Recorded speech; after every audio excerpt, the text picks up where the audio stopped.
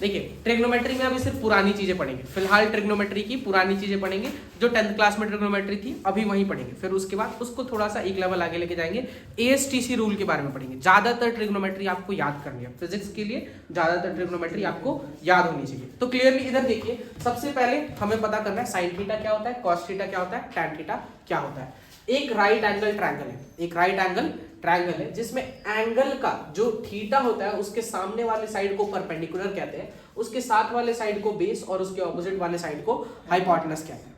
ठीक है, चलिए अब यहां पे हमने क्या किया, साइन 37 कितना, साइन थीटा जो होता है वो परपेंडिकुलर बाई हाइपोटेनस होता है। साइन क्या होता है, परपेंडिकुलर बाई हाइपोटेनस। कॉस क्या होता है, बेस बाई हाइपोटेनस। टैन क्या होता है, परपेंडिकुलर बाई बेस। ये तीन रेशियोज आपको याद होने चाहिए, साइन कॉस टैन। इसका उल्टा होता है सेक कॉसेक, और कॉट इसका ऑपोजिट होता है। ठीक, मैंने यहाँ पे स्पेसिफिकली 37 और 53 डिग्री इसलिए लिया है क्योंकि फिजिक्स में इन्हें मैजिक ट्रायंगल कहा जाता है। क्या कहा जाता है, मैजिक ट्रायंगल। बेसिकली आपके 75% क्वेश्चंस इन 37 डिग्री और 53 डिग्री से आएंगे आपके बुक में, आपके एग्जाम्पलर की बुक में, आपके कॉम्पिटिटिव जेई नीट के बुक में, एनसीईआरटी की बुक में आपको कहीं भी दिखेगा तो आपको 53 और 37 डिग्री एंगल दिखेगा, है ना।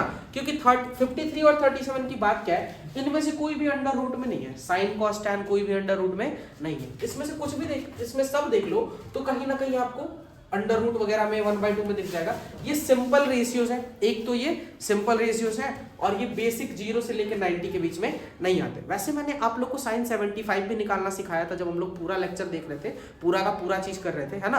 अभी हम लोग शॉर्टकट चलते हैं जिससे काम चल जाए, जिससे काम चल जाए, आपको कभी ऐसा ना लगे फिजिक्स पढ़ते हुए कि मेरा कुछ छूटा हुआ है। आज जो भी क्लास चल रही है हमारी, है ना, आज की क्लास और इसके पहले जो भी इस सीरीज में ये जो एसेंशियल्स में हमने करा है, वो उसका मकसद ही यही है कि आपको ऐसा कभी महसूस ही ना हो कि मैंने कुछ छोड़ दिया, मैंने कुछ छोड़ दिया। क्योंकि बहुत बच्चों को डर लगता है, यार ये नया चैप्टर कैसे शुरू कर दूं, मुझे पीछे का तो आता नहीं है। तो वही दुख मिटाने के लिए ये काम किया जा रहा है, पुराने पाप धो रहे हैं हम लोग आज। ठीक है, चलिए आगे बढ़ते हैं। तो अब हम लोग बात करेंगे बेसिक साइन कॉस और टैन की। ठीक है, साइन 0 0 होता है ना, साइन 30 1/2 1/√2 √3/2 और 1। कॉस में 1 √3/2 1/√2 1/2 और 0। ठीक है, अब साइन बाई कॉस होता है टैन। देखो इधर यहाँ पे परपेंडिकुलर बाई हाइपोटेनस। बेसिकली हमें क्या करना था, एक राइट एंगल ट्रायंगल देखना था। क्या करना था, राइट एंगल ट्रायंगल देखना था। इस राइट एंगल ट्रायंगल में ना तीन चीजें होती हैं, एक होता है परपेंडिकुलर, दूसरा होता है बेस, तीसरा होता है हाइपोटेनस। परपेंडिकुलर, बेस और हाइपोटेनस। ठीक है, अच्छा ध्यान से सुनना, ये जो बेस है ये एक्स एक्सिस पे है कि नहीं, है ना। ये जो परपेंडिकुलर है ये वाई एक्सिस पे है कि नहीं। ठीक है, तो ये क्या है, ये इसलिए हमें हमेशा हाइपोटेनस जरूरी होता है कि हाइपोटेनस हमारा परपेंडिकुलर और बेस का रिजल्टेंट निकलता है। परपेंडिकुलर और बेस का रिजल्टेंट क्या निकलता है, हाइपोटेनस। तो हाइपोटेनस और कुछ नहीं है, हमारा रिजल्टेंट वेक्टर है। ये दोनों क्या थे, ए वेक्टर और बी वेक्टर, परपेंडिकुलर और बेस। ठीक है, तो यहाँ पे परपेंडिकुलर बाई हाइपोटेनस, ठीक है, परपेंडिकुलर बाई हाइपोटेनस क्या आ जाता है, sine theta. Perpendicular by hypotenuse क्या आ जाता है, साइन थीटा। ऐसे मैंने लिखा, perpendicular by hypotenuse is equal to sine theta. ठीक है, तो perpendicular is equal to hypotenuse into sine theta भी लिख सकता हूँ क्या, इन दोनों को क्रॉस मल्टीप्लाई कर दिया हमने, किया कि नहीं किया, बोलो।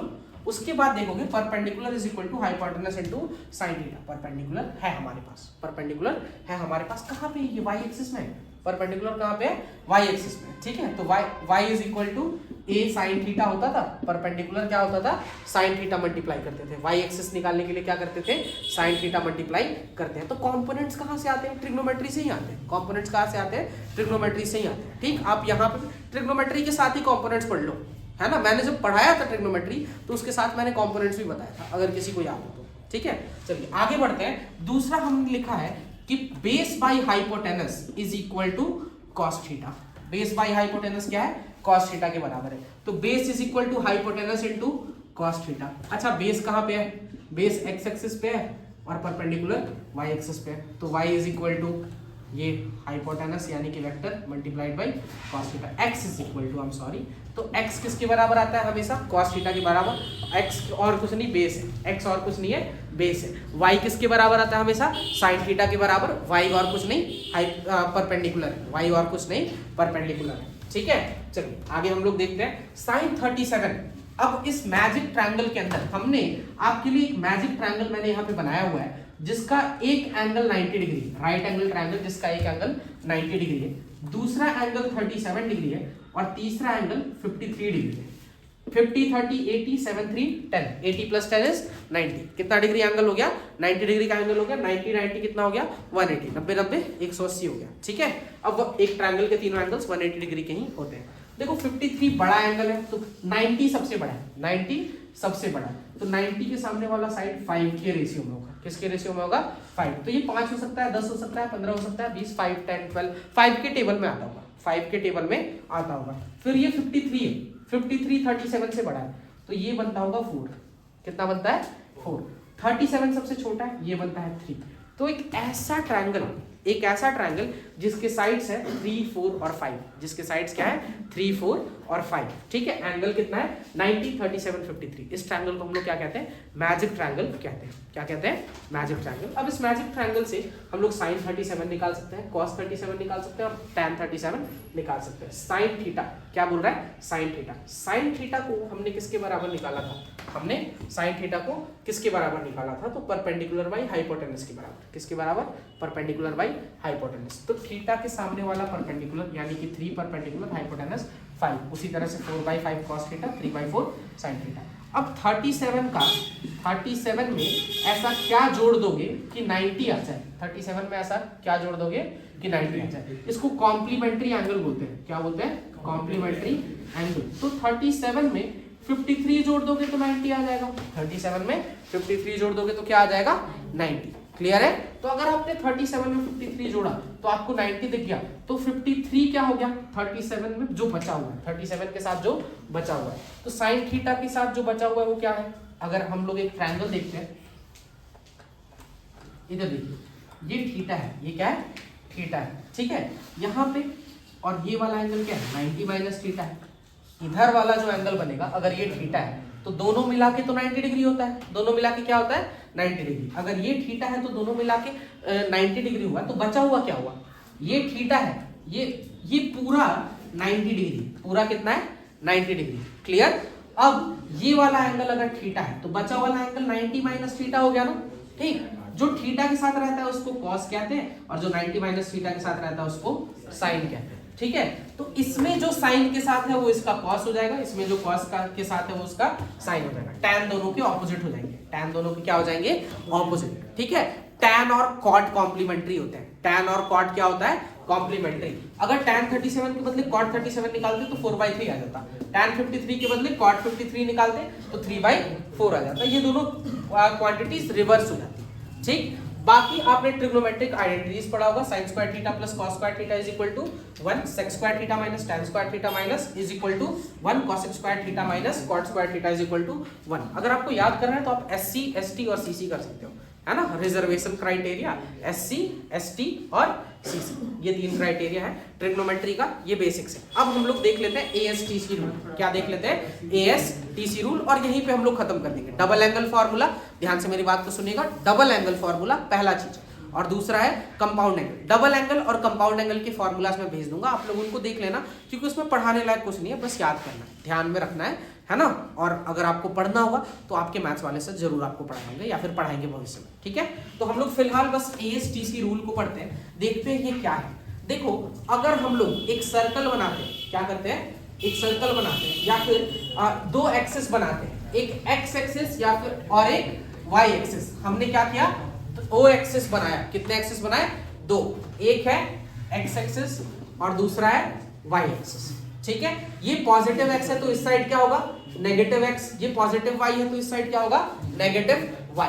ठीक है, यहाँ पे ये 0 से लेके 90 डिग्री तक है, 0 से लेके 90 डिग्री तक है। ये 90 से लेके 180 डिग्री तक है, ये 180 से लेके 270 डिग्री तक है, और ये 270 से लेके 360 डिग्री तक है। ठीक है, अच्छा 360 डिग्री वापस किसके बराबर हो जाता है? 0 के बराबर हो जाता है। और ये 360 डिग्री में एक सर्कल भी कंप्लीट हो जाता है। 360 डिग्री के एंगल पे एक सर्कल भी कंप्लीट हो जाता है। ठीक है। इसे हम लोग फर्स्ट क्वाड्रेंट कहते हैं, इसे सेकंड क्वाड्रेंट कहते हैं, इसे थर्ड क्वाड्रेंट कहते हैं और इसे फोर्थ क्वाड्रेंट कहते हैं, ठीक है। पहला जो क्वाड्रेंट है इसमें जितने भी ट्रिग्नोमेट्रिक रेशियोज होते हैं, साइन, कॉस, टैन, यानी कि ऑल, सारे के सारे पॉजिटिव होते हैं, सारे के सारे क्या होते हैं, पॉजिटिव। इस रूल को ASTC क्यों कहते हैं, क्योंकि पहला वाला क्वाड्रेंट में A पॉजिटिव, पहले वाले क्वाड्रेंट में A positive means all positive, सारे के सारे क्या है, पॉजिटिव है। दूसरे वाले क्वाड्रेंट में S पॉजिटिव, क्या, S पॉजिटिव, S का मतलब साइन पॉजिटिव, तो साइन 90, साइन 180, 90 से 180 के बीच में किसी भी एंगल के लिए साइन पॉजिटिव होगा। अगर मैं कहूं साइन 95 डिग्री, वैल्यू पता हो या ना हो, आप कह सकते हो कि ये हमेशा क्या होगा, पॉजिटिव। पर वहीं आप cos 95 डिग्री कह रहे हो तो सेकंड क्वाड्रेंट में तो सिर्फ साइन पॉजिटिव है, सिर्फ साइन पॉजिटिव है, तो cos 95 विल बी नेगेटिव, ठीक है। AS और ये है T, ये क्या है, T, इसमें tan पॉजिटिव, इसमें क्या पॉजिटिव, tan। तो 180 से 270 तक, 180 से 270 तक, अब हमने मान लिया tan 265, tan 265, cos 265 and sin 265। sin 265, 265 180 से 270 के बीच में, 180 से 270 के बीच में, 180 से 270 में सिर्फ tan पॉजिटिव, बाकी सब नेगेटिव। तो ये tan है, इसको पॉजिटिव कर दो, बाकी दोनों को क्या कर दो, नेगेटिव। क्लियर है। उसी तरह से वापस AST, लास्ट में क्या, cos, ASTC रूल कहते हैं इसको, क्या कहते हैं, ASTC रूल, जिसमें पहले वाले क्वाड्रेंट में सारे पॉजिटिव, दूसरे में 90 से 180 तक साइन पॉजिटिव, 180 से 270 तक tan पॉजिटिव, 270 से 360 तक cos पॉजिटिव, ठीक है। बेसिक ट्रिग्नोमेट्री यहाँ पे खत्म होती है। अगला पार्ट इस चैप्टर का है बेसिक डिफरेंशिएशन, ठीक है। चलिए बेसिक डिफरेंशिएशन हम लोग शुरू करेंगे। बेसिक डिफरेंशिएशन के जो 5-6 फॉर्मूलाज हैं वो फॉर्मूला पढ़ेंगे, सारे फॉर्मूलाज पे 2-2 1-1 क्वेश्चन हम लोग कर लेंगे। Same goes with integration. अब डिफरेंशिएशन होता क्या है, ध्यान से देखिएगा, डिफरेंशिएशन होता क्या है। तो मान लो हमारे पास एक रॉड है, हमारे पास एक रॉड है, अब ये रॉड की लेंथ है L, इस रॉड की लेंथ क्या है, L, ठीक है। हमने क्या किया, इस रॉड को बहुत सारे इक्वल पार्ट्स में बांट दिया, बहुत सारे इक्वल पार्ट्स में बांट दिया। तो इसका जो सबसे छोटा पार्ट होगा, उसका जो सबसे छोटा पार्ट होगा उसको कहेंगे डेरिवेटिव ऑफ L। मान लो इस रॉड को ऐसे बहुत सारे पार्ट्स में हमने बांट दिया है, ऐसे बहुत सारे पार्ट्स में बांट दिया है, तो इसी में से एक जो छोटा वाला पार्ट है, एक जो हिस्सा है, स्मॉलेस्ट एंटिटी है उसकी, उसको हम बोल रहे हैं डेरिवेटिव ऑफ L। L से प्राप्त किया गया, हिंदी में अगर कहें DL को, डेरिवेटिव ऑफ L को, तो L से प्राप्त किया गया। ये DL कहां से मिला है, L से मिला है। कहां से मिला है, L से मिला है। तो ये बड़ी चीज को हमने क्या की है, डिफरेंशिएशन करने के लिए छोटी की है, बड़ी चीज को हमने क्या की है, छोटी की है, ठीक है। तो जब बड़ी चीज को छोटी करते हैं बेसिकली सब्ट्रैक्ट करना पड़ेगा, डिवाइड करना पड़ेगा। तो जब कभी भी आपको फिजिक्स में दो चीजों को डिवाइड करना मिले, दो चीजों को डिवाइड करने को मिले, तो आप सीधे डिफरेंशिएशन कर सकते हो। जैसे हमने पढ़ा है velocity is equal to displacement by time, ठीक है। तो अगर हम लोग डिस्प्लेसमेंट का डिफरेंशिएशन कर देते हैं, डिस्प्लेसमेंट का डिफरेंशिएशन कर देते हैं टाइम के रेस्पेक्ट में, तो हमें क्या मिल जाता है, वेलोसिटी। क्या मिल जाता है, वेलोसिटी। तो अगर डिवाइड दिख रहा है आपको, कभी भी आपको डिवाइड दिख रहा है फिजिक्स में, तो आप वहां पे डिफरेंशिएशन कर सकते हो। जब एवरेज की बात करें, एवरेज बात की जाए, तो वहां पे हम लोग डिवाइड करते हैं। एवरेज में हम लोग क्या करते हैं, डिवाइड। बेसिकली अगर हमारे पास डिस्क्रीट नंबर हो, नंबर्स कैसे हो, डिस्क्रीट बोले तो अगर मान लो हमें क्या करना है, 5 किलो और 3 किलो को जोड़ना है, हम 8 kg जोड़ सकते हैं। क्या कर सकते हैं, 8 kg जोड़ सकते हैं, ठीक है। पर इसको जोड़ना है तो इसके एक छोटे पार्ट्स को जोड़ना है, छोटे पार्ट्स को जोड़ना है, तो उसको जोड़ने में तो दिक्कत होगी। तोड़ना है, फिर छोटे पार्ट्स में तोड़ना है, ठीक है, तो उसको भी तोड़ने में दिक्कत होगी। तो न्यूटन जब हमें लॉज ऑफ मोशन दे रहे थे, न्यूटन ने जब लॉज ऑफ मोशन की डिस्कवरी की थी, तो उन्होंने देखा कि रेगुलर मैथमेटिक्स जो है उससे हमारा काम नहीं चल पा रहा था। रेगुलर मैथमेटिक्स से हमारा काम नहीं चल पा रहा था, जिसमें हम लोग प्लस माइनस मतलब एडिशन, सब्ट्रैक्शन, डिवीजन और मल्टीप्लिकेशन करते थे। तो उन्होंने 2 अलग क्वांटिटीज निकाली, डिवीजन और मल्टीप्लिकेशन के लिए डिफरेंशिएशन और इंटीग्रेशन, ठीक है। इसीलिए न्यूटन ने दिया हुआ है फिजिक्स को एक्सप्लेन करने के लिए, इसीलिए हम इसे फिजिक्स में भी पढ़ते हैं। पॉइंटलेस नहीं है कि फिजिक्स में क्यों हम लोग मैथ्स पढ़ रहे हैं, ठीक है। देखिएगा इधर वेलोसिटी डिस्प्लेसमेंट बाय टाइम, तो अगर डिस्प्लेसमेंट का डिफरेंशिएशन कर दो तो क्या निकल जाएगा, वेलोसिटी। उसी तरह से वेलोसिटी इनटू टाइम क्या हो जाएगा, डिस्प्लेसमेंट। वेलोसिटी इनटू टाइम क्या हो जाएगा, डिस्प्लेसमेंट। तो मल्टीप्लाई कर रहे हैं तो क्या करेंगे, इंटीग्रेशन। डिवाइड कर रहे हैं तो क्या करेंगे, डिफरेंशिएशन। सो इस तरह से ये चीज होती है। डिफरेंशिएशन बेसिकली हमें एक मैथमेटिकल टूल है जो एक चीज अगर दूसरे चीज के हिसाब से बदलती है, एक चीज में कंटिन्यूअस लगातार चेंज होते जा रहा है। कैसा चेंज होते जा रहा है, लगातार चेंज होते जा रहा है। तो किस सेकंड में कितना चेंज हो जाएगा, किस सेकंड में कितना चेंज हो जाएगा, वो कैलकुलेट करने के लिए हमें क्या करना पड़ेगा, डिफरेंशिएशन करना पड़ेगा। क्या करना पड़ेगा, डिफरेंशिएशन करना पड़ेगा। तो उसी तरह से जो तीन फॉर्मूलाज हैं हमारे पास डिफरेंशिएशन के, उनको देखते हैं और उन फॉर्मूलाज पे हम लोग क्वेश्चन करते हैं। पहला क्या है, डी एक्स की power n by d x. इसका फॉर्मूला हमने लिया n इंटू एक्स की पावर n माइनस वन। अब अगर मैं एक क्वेश्चन आपके सामने ले लेता हूं 5, मैं लेता हूं डी एक्स की पावर 5 बाई डी एक्स, ठीक है। यहां पे n के बदले क्या है, 5। n के बदले क्या है, 5। तो जो n था उसको आगे लेके आ रहे थे, n को क्या कर रहे थे, आगे लेके आ रहे थे। तो 5 को क्या करोगे, आगे लाके मल्टीप्लाई करोगे। n को मल्टीप्लाई कर रहे हैं ना, तो 5 को मल्टीप्लाई करोगे, फिर बचेगा x, फिर क्या बचेगा, x, ठीक है। अब n माइनस 1, 5 में से क्या सब्ट्रैक्ट करोगे, 1 को सब्ट्रैक्ट करोगे, ये बच जाएगा 5x की पावर 4। क्या बच जाएगा, 5x की पावर 4। तो इसी तरह से दूसरा क्वेश्चन भी हम लोग कर सकते हैं, dx की पावर 6 बाई dx, ये हमारा आ जाएगा 6x की पावर 5। पावर में से एक सब्ट्रैक्ट हो जाता है और पावर आगे आके मल्टीप्लाई हो जाता है। पावर में से एक सब्ट्रैक्ट हो जाता है और पावर आगे आके मल्टीप्लाई हो जाता है। This is first law. Differentiation के जितने भी फॉर्मूलाज हैं, ये पहला फॉर्मूला है, ठीक है। दूसरा फॉर्मूला, कांस्टेंट का डिफरेंशिएशन नहीं कर सकते। यहाँ पे हम लोग x में चेंज आ रहा है, x के अकॉर्डिंग, x में चेंज आ रहा है x के अकॉर्डिंग, मतलब ये बदल रहा है इसके अकॉर्डिंग, a बदल रहा है b के अकॉर्डिंग। अगर ये दोनों बिल्कुल अलग नहीं हो, कोई किसी के अकॉर्डिंग बदल नहीं रहा हो, तो उसका डिफरेंशिएशन करोगे, नहीं करोगे, है ना। अगर ये रॉड यहाँ पे थी, हम इसका डिफरेंशिएशन कर रहे थे, रॉड को तोड़ रहे थे। अब उस रॉड के बगल में एक सर्कुलर डिस्क रखी हुई है। रॉड का और सर्कुलर डिस्क का आपस में कोई लेना देना है क्या, नहीं लेना देना है। तो हम लोग रॉड और सर्कुलर डिस्क को एक दूसरे के साथ कंपेयर नहीं करेंगे, क्लियर है। तो उसी तरह से यहाँ पे अगर आपसे कोई दूसरा फॉर्मूला जो है हमारा, फॉर्मूला नंबर 2 जो है, वो अगर कोई बोलता है d constant by d x, मतलब के को डिफरेंशिएट करो x के लिए, k को डिफरेंशिएट करो x के लिए, तो ये कितना आ जाएगा, 0, क्योंकि k को हम लोग x के लिए डिफरेंशिएट नहीं करते, अब हम लोग क्या करते हैं, d k इंटू एक्स की power d, k into x की पावर d। इस बार एक तो हमारा कांस्टेंट था और एक x की पावर समथिंग था, एक कांस्टेंट था और दूसरा x की पावर समथिंग था। तो हम कांस्टेंट को भी डिफरेंशिएट करेंगे और x की पावर समथिंग को भी डिफरेंशिएट करेंगे। कांस्टेंट का डिफरेंशिएशन होता है नहीं, तो कांस्टेंट को हम बाहर निकालेंगे, पर x की पावर n का तो डिफरेंशिएशन होगा, तो k को आप बाहर निकाल लोगे, dx की पावर n ये बच जाएगा, dx की पावर n बाई dx ये बच जाएगा। तो dx की पावर n के लिए क्या हो जाएगा, n आगे आके मल्टीप्लाई हो जाएगा, और x की पावर में से n माइनस 1 सब्ट्रैक्ट हो जाएगा। ये हो जाएगा हमारा थर्ड फॉर्मूला, ठीक है। तब तक इन 3 फॉर्मूलाज को नोट करिएगा।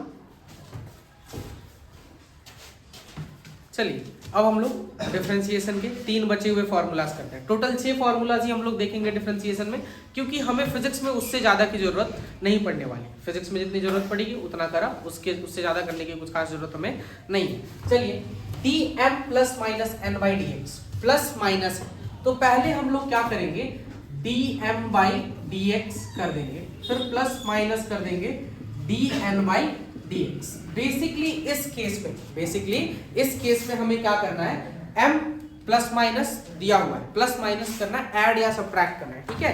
m और n को सब्ट्रैक्ट करना है। तो m को अलग डिफरेंशिएट करिएगा और n को अलग डिफरेंशिएट करिएगा, m को अलग डिफरेंशिएट करिएगा, n को अलग डिफरेंशिएट करिएगा और इसका जो रिजल्ट आएगा वो m प्लस माइनस n का डिफरेंशिएशन होगा। रिजल्ट को जोड़ना है, इसको डिफरेंशिएशन के रिजल्ट को जोड़ना है। तो जैसे अगर हम लोग देखते हैं कि dx square plus 3x by dx, एक चीज बनाना है हमें dx square plus 3x by dx। तो हम लोग क्या करेंगे, dx square by dx plus d 3x by dx, है ना। तो पहले x स्क्वायर का करा तो पावर आगे आके मल्टीप्लाई होता है और पावर में से एक क्या होता है, सब्ट्रैक्ट। फिर प्लस करा 3x, 3 है तो बाहर चला आएगा, x क्या पावर 1 है तो 1 इंटू x, x का पावर 1 है तो क्या 1 इंटू x, तो 1 मल्टीप्लाई हुआ। फिर लास्ट में बचा x, लास्ट में क्या बचा x, x की पावर 1 है, x की पावर कितनी है 1, इसमें से क्या सब्ट्रैक्ट होता है 1 हमेशा सब्ट्रैक्ट होता है, पावर में से 1 हमेशा सब्ट्रैक्ट होता है। तो यहाँ पे ये बचा 2x, 2 माइनस 1 इज 1 प्लस 3 1 जा 3, x की पावर 1 माइनस 1 कितना हो गया 0, और किसी भी चीज की पावर 0 इज इक्वल टू 1, तो 3 into 1, this becomes 2x plus 3, ये क्या बन जाएगा 2x प्लस 3। इस तरह से एडिशन काम करता है। सब्ट्रैक्शन भी अगर ये प्लस के बदले माइनस कर दोगे तो सेम चीज का सब्ट्रैक्शन निकल जाएगा। नेक्स्ट इज मल्टीप्लीकेशन, अगला क्या है मल्टीप्लीकेशन है, ठीक है। तो मल्टीप्लीकेशन में हम लोग क्या करते हैं, जैसे dm into n by d x है, dm into n by d x है, ठीक है। तो हम लोग क्या करेंगे, m को डिफरेंशिएट करेंगे और n को कांस्टेंट मान लेंगे। पहले m को डिफरेंशिएट करेंगे और n को कांस्टेंट अज्यूम कर लेंगे और बाद में n को डिफरेंशिएट करेंगे और m को कांस्टेंट अज्यूम कर लेंगे। ऐसे ही काम करना है। पहले हमने dm को डिफरेंशिएट करा, किसको डिफरेंशिएट करा dm को, फिर उसके बाद dm को dm बाई dx, ये dm का इंटीग्रेट डिफरेंशिएशन हो गया, बचा क्या n, तो n को जैसा था वैसे ही छोड़ दो, n को जैसा था वैसे ही छोड़ दो। फिर इसमें ऐड कर दो, फिर इसमें ऐड कर दो dn बाई dx, n का डिफरेंशिएशन, n का डिफरेंशिएशन इसमें ऐड कर दो, तो n से क्या हो जाएगा m हो जाएगा, क्या हो जाएगा m कांस्टेंट बच जाएगा, ठीक है। तो सिमिलरली आप कोई भी क्वेश्चन इसको सॉल्व कर सकते हो। तो क्वेश्चन मान लो मैंने लिया है, क्वेश्चन मैंने लिया है कि d x sin x by dx, d 3x sin x by dx। इससे पहले हम लोग आगे बढ़े, दो और फॉर्मूला देख लेते हैं। Number 6 sin x d sin x by dx, sin x का डिफरेंशिएशन, और नंबर 8 cos x का डिफरेंशिएशन, किसका cos x का, तो d cos x by dx, है ना। तो sin x का डिफरेंशिएशन जो होता है वो होता है cos x, और cos x का जो डिफरेंशिएशन होता है वो होता है minus sin x। sin x होता है cos x और cos x होता है माइनस sin x, ठीक है। तो यहां से d 3x into sine x, d 3x into sine x का डिफरेंशिएशन करना है, ठीक है। तो हम क्या करेंगे, पहले m, इसमें m और n बनाएंगे, m इंटू n है ना, तो एक को m मानना है, एक को क्या मानना है n। तो 3x है हमारा m और sin x है हमारा n, एक है m और दूसरा क्या है n। तो पहले m को डिफरेंशिएट करोगे d 3x बाई dx, उसमें ऐड करोगे, उसमें क्या करोगे ऐड करोगे d sin x by dx, क्या ऐड करोगे sin x बाई dx। जब 3x को डिफरेंशिएट करे थे तो sin x को क्या रखना था कांस्टेंट, और जब sin x को डिफरेंशिएट कर रहे थे तो 3x को क्या रखना था कांस्टेंट, ठीक है। एक को डिफरेंशिएट करो तो दूसरे को ऐसे ही छोड़ दो अपने हाल पे, और दूसरे को डिफरेंशिएट करो तो पहले वाले को अपने हाल पे छोड़ देना है, ठीक है। डिफरेंशिएट उनका नहीं करना। 3x का डिफरेंशिएशन क्या 3 आ जाएगा, 3x का डिफरेंशिएशन x की पावर में से 1, x की पावर 1 है तो 1 में 1 मल्टीप्लाई होगा, 3 1 जा 3, 3 1 जा 3, x की पावर 1 में से 1 सब्ट्रैक्ट होगा, अगर 1 सब्ट्रैक्ट हुआ तो क्या हो गया 0, किसी भी चीज की पावर 1 कितना 0 कितना होता है 1, तो ये ओवरऑल क्वांटिटी कितनी आ जाएगी 3। तो यहाँ पे sin x है और ये कितना है 3, तो इसको 3 sin x लिखा जा सकता है, sin x into 3 is 3 sin x, plus कर दिया हमने d sin x by dx। इस बार sin x का डिफरेंशिएशन करना है, sin x का डिफरेंशिएशन आता है cos x, sin x का डिफरेंशिएशन क्या होता है cos x। तो आप क्या करोगे cos x कर दोगे सीधे, sin x को क्या कर दोगे cos x, और 3x को ऐसे ही रहने दोगे, 3x को ऐसे ही रहने दोगे। बोलो कोई दिक्कत? cos x 3x और 3 sin x हमारे पास बचेगा, कोई दिक्कत? चलिए इसके बाद हमारा देखो बेसिकली प्लस माइनस तो जैसे प्लस करते हैं माइनस करते हैं वैसे किया। मल्टीप्लिकेशन में हम क्या करेंगे, ऐड ही करना है। मल्टीप्लिकेशन में क्या करना है, ऐड करना है, पर जिसको मल्टीप्लाई करना है ना उसको कांस्टेंट ले, उसमें से एक को कांस्टेंट लेना है और एक को डिफरेंशिएट करना है, एक को कांस्टेंट लेना है और दूसरे को डिफरेंशिएट करना है, ठीक है। देखो बेसिकली क्या है कि एक हमने देखा फॉर्मूला और उसके बाद हमने किया एक क्वेश्चन, ठीक। इसके बाद अगर मैं सारे फॉर्मूलाज पे, टोटल जो 8 फॉर्मूला है, 8 फॉर्मूला पे मैं 2-2 क्वेश्चन आप लोग को प्रैक्टिस शीट में दे दूंगा। 16 क्वेश्चन हो गए। 16 क्वेश्चन से आपको पता चल जाएगा कि हाँ बेसिक डिफरेंशिएशन मुझे आ गया, इसकी चिंता मुझे अब जीवन में नहीं करनी। बेसिक अगर आपका मैथ्स है तो क्लास 12 में आपको बहुत ही खतरनाक डिफरेंशिएशन पढ़ना पड़ेगा, ठीक है। चलो खतरनाक नहीं, मतलब इससे बहुत ज्यादा। आगे बढ़ते हैं। डिवीजन, आगे क्या है, डिवीजन। तो डिवीजन में ये प्लस के बदले माइनस आ जाता है, डिवीजन के बदले प्लस के बदले क्या आ जाता है, माइनस। तो इस बार हम लोग ये 3x है और sin x है, ठीक। हम लोग एक बार सीधे डिफरेंशिएट करते हैं एक नई क्वांटिटी को, इसको आप लोग नोट कर लीजिएगा वीडियो में देख के। हम लोग आगे चलते हैं, आगे बात करते हैं डिवीजन रूल की। किसकी बात करते हैं, डिवीजन रूल की। ये है डिवीजन रूल, ये है मल्टीप्लिकेशन रूल, ये है एडिशन और सब्ट्रैक्शन रूल। इसको प्रोडक्ट रूल कहते हैं और इसको कोशिएंट रूल भी कहते हैं, ठीक है। चलिए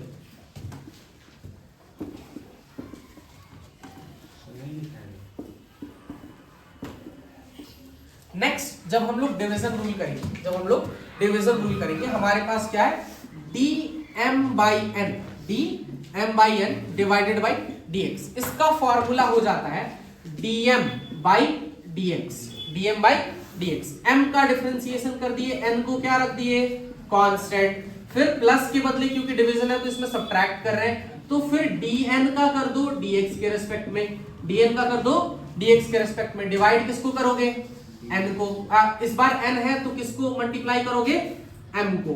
बस इसमें अलग क्या होता है, अब तक तो सारी चीजें मल्टीप्लिकेशन की तरह ही है, प्लस के बदले क्या है, माइनस। अब तक सारी चीजें मल्टीप्लिकेशन की तरह ही है, बस प्लस के बदले क्या है, उसमें माइनस है। अब इधर देखो, यहाँ पे माइनस के अलावा एक और चीज डिफरेंट आती है, जो डिनोमिनेटर होता है उसके स्क्वायर को डिवाइड करते हैं। इसमें डिनोमिनेटर के स्क्वायर को डिवाइड करते हैं। अब इसका एक सिंपल एग्जांपल से हम लोग तोड़ निकाल सकते हैं। देखिए करना क्या है, d tan x करते हैं। क्या करते हैं, d tan x by dx। अच्छा आपने देखा होगा साइन कॉस का तो सर ने बता दिया था डिफरेंशिएशन, tan का क्यों नहीं बताया, tan का निकाल लेते हैं।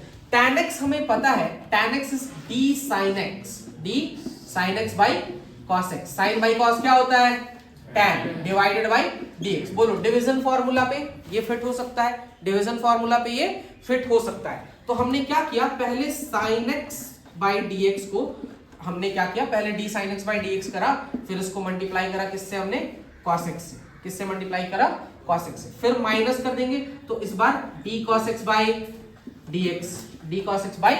dx। इसको मल्टीप्लाई करा किससे, sin x से। किससे मल्टीप्लाई करा, sin x से।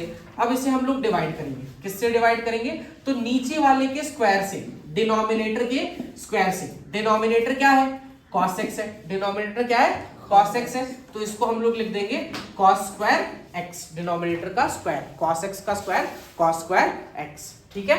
चलिए sin x का डिफरेंशिएशन होता है cos x, this become cos x into cos x। ये क्या बन गया, cos x into cos x, ठीक है। फिर माइनस लेते हैं, ये cos x का differentiation minus sin x, cos x का माइनस sin x, और यहाँ पे क्या बचा, sin x। cos into cos, cos square x, ये क्या हो गया, cos square x। Minus minus plus sin x into sin x, sin square x। Divide किससे करेंगे, cos स्क्वायर x से। sin square x plus cos square x क्या होता है, 1। क्या होता है, 1। और डिवाइड करोगे किस चीज से, cos स्क्वायर x से। cos square x 1 by cos square x, 1 by cos क्या होता है, sec होता है। 1 by किस क्या, cos क्या होता है, sec। तो ये बन जाएगा sec स्क्वायर x। तो tan x का डिफरेंशिएशन जो आता है वो कितना आता है, sec स्क्वायर x आता है। क्या इसी तरह से आप लोग cot x जो कि होता है cos x by sin x, cos x by sin x as a homework, क्या इसको डिफरेंशिएट करके ला सकते हो क्या, होपफुली आप लोग कर दोगे, है ना। आगे बढ़ते हैं हम, इसके बाद हमारा टॉपिक रहेगा इंटीग्रेशन। ठीक, इंटीग्रेशन में 4 फॉर्मूलाज 4-6 फॉर्मूलाज करेंगे और आज की क्लास वहां पे खत्म करेंगे। चलिए, अब जब पहले हमें एक छोटी सी चीज को एक बहुत बड़ी चीज को तोड़ना पड़ रहा था, बहुत बड़ी चीज को क्या करना था, तोड़ना था। अब हमें एक छोटी चीज को जोड़ना है, स्मॉल पार्टिकल को, एक स्मॉल छोटी सी चीज है, इसको जोड़ना है, जोड़ना है, जोड़ना है, जोड़ना है, जोड़ना है, जोड़ना है ना। छोटी सी चीज को जोड़ के बड़ा करना है। तो अब डिफरेंशिएशन के बदले इंटीग्रेशन करेंगे। अब क्या करेंगे, डिफरेंशिएशन के बदले इंटीग्रेशन। ध्यान से सुनना, अगर आपको ऐसा एक सर्कल दिया हुआ है, आपको ऐसा एक सर्कल दिया हुआ है, बोल रहा है इसका सबसे स्मॉलेस्ट यूनिट हमने निकाल लिया, इस सर्कल का यानी कि डी सर्कल हमने निकाल लिया। ठीक है, तो अब इस डी सर्कल को जब आप इंटीग्रेट कर दोगे ना तो आपको सर्कल मिल जाएगा। क्या मिल जाएगा, सर्कल मिल जाएगा। तो छोटी चीज को इंटीग्रेट करने पे कंप्लीट चीज मिल जाती है, छोटी चीज को इंटीग्रेट करने पे कंप्लीट चीजें मिल जाती है। जैसे अगर हम लोग dx का इंटीग्रेशन देखें तो ये x आएगा, क्या आएगा, x। इसी तरह से अगर हम लोग dp का इंटीग्रेशन देखें तो ये क्या आएगा, p। dk का इंटीग्रेशन देखें तो क्या आएगा, k। अगर हम लोग d श्याम का इंटीग्रेशन देखते हैं तो क्या आएगा, श्याम, है ना।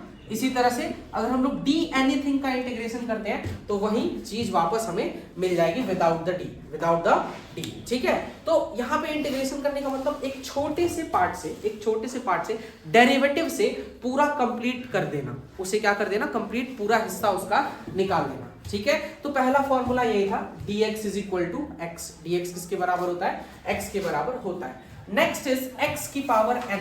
अगला है कि अगर हम लोग x की पावर n कर दें, x की पावर क्या कर दें, n कर दें। ठीक है, तो यहाँ पे देखो इंटीग्रेशन ऑफ dx की पावर n dx, इसके एग्जाम्पल में हम लोग ले लेते हैं इंटीग्रेशन ऑफ dx की पावर 4 dx। x की पावर कितना लिया हमने, 4 लिया। x की पावर कितना लिया हमने, 4 लिया। ठीक है, तो इधर देखते हैं, अगर पावर हमने 4 लिया, ठीक है, तो हमें करना क्या होता है, x की पावर 4 प्लस 1 और डिवाइड भी करना होता है क्या, 4 प्लस 1। पावर में एक ऐड करते हैं, पावर में एक ऐड करते हैं और जो नया पावर मिलता है उसको डिवाइड करते हैं। नया पावर जो मिलता है उसको क्या करते हैं, डिवाइड करते हैं। तो ये हो गया x की पावर 5/5। कितना आ गया, x की पावर 5/5। ठीक है, उसी तरह से अगला है कांस्टेंट के साथ हो तो क्या करोगे। अगर हमने लिया t, कांस्टेंट ले लेते हैं 3, क्या ले लेते हैं 3, है ना। d लेते हैं 3x की पावर 4 dx, है ना। 3 तो कांस्टेंट हो गया, क्या कांस्टेंट हो गया, 3। तो 3 को क्या कर देते हैं, बाहर निकाल देते हैं और ये x की पावर 4 अंदर बच जाएगा। क्या बच जाएगा, x की पावर 4। और x की पावर 4 का इंटीग्रेशन क्या आया था, 3x की पावर 5/5। ठीक है, तो ये फर्स्ट फार्मूला के बेसिस पे एक एग्जांपल हो गया, ये सेकंड फार्मूला के बेसिस पे एक एग्जांपल हो गया, है ना। इसी तरह से फर्स्ट फार्मूला तो खैर हमने ऑलरेडी किया था, सेकंड और थर्ड फार्मूला के बेसिस पे एग्जांपल हो गया। फोर्थ फार्मूला है sin x का इंटीग्रेशन।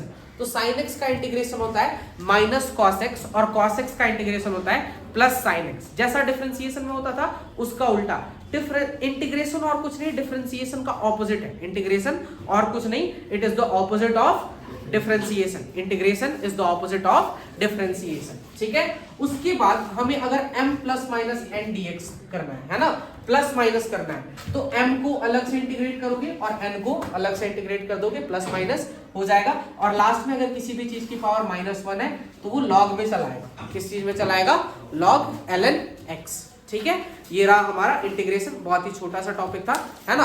इंटीग्रेशन में आप चाहो तो इसको बड़ा कर सकते हो, है ना, पर इतने फॉर्मूलाज पता हो जाने से फिजिक्स में हमारे 99% काम चल जाएंगे। अगर हमने फिजिक्स में करना क्या, वर्क पावर एनर्जी पढ़ेंगे, इंटीग्रेशन ऑफ dw दिया होगा, हमें उससे वर्क निकालना होगा, है ना। तो ऐसे हम लोग करते चलेंगे, है ना, कि एक स्मॉल अमाउंट ने इतना वर्क किया तो टोटल वर्क कितना हो गया, टोटल वर्क कितना हो गया। स्मॉल एलिमेंट ने इतना वर्क करा तो टोटल वर्क कितना हो गया, तो इंटीग्रेट कर दिए, है ना। तो इंटीग्रेट करने पे d something is equal to something चला आता है। ठीक।